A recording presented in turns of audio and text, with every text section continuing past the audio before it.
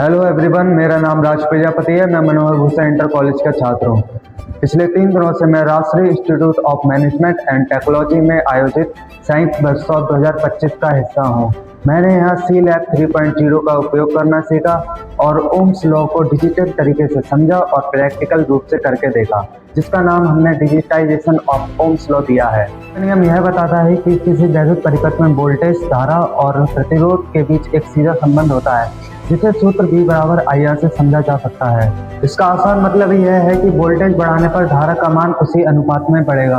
अतः इन दोनों के मान को हम ग्राफ पर उतारते हैं तो हमें एक सीधी रेखा प्राप्त होती है, जो कि ओमिय नियम को दर्शाता है। हेलो एवरीवन, मेरा नाम धर्मेंद्र है। मैं मनोहर भूषण इंटर कॉलेज का छात्र हूँ। मैंने यहाँ 3 दिनों के लिए राष्ट्रीय institute of management and technology में साइंस वर्कशॉप 2025 के लिए आया हूँ। मैंने यहाँ 3 दिनों में सी लैब 3.0 के द्वारा ओम्स लॉ का डिजिटाइजेशन करना सीखा।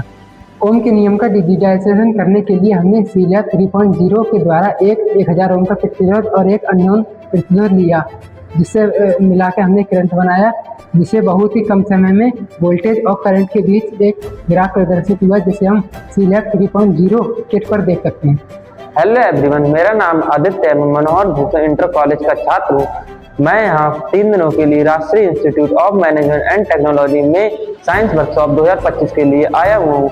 मैंने यहाँ 3 दिनों में सी लैब 3.0 के द्वारा ओम्स लॉ का डिजिटाइजेशन करना सीखा। इस वर्कशॉप में हमने ओम्स लॉ ऑपरेटर से करंट और वोल्टेज के बीच ग्राफ प्रदर्शित किया और साथ ही सी लैब 3.0 की सहायता से भी किया। ओम्स लॉ का उपयोग अन्योन प्रतिरोध ज्ञात करने में भी किया जा सकता है।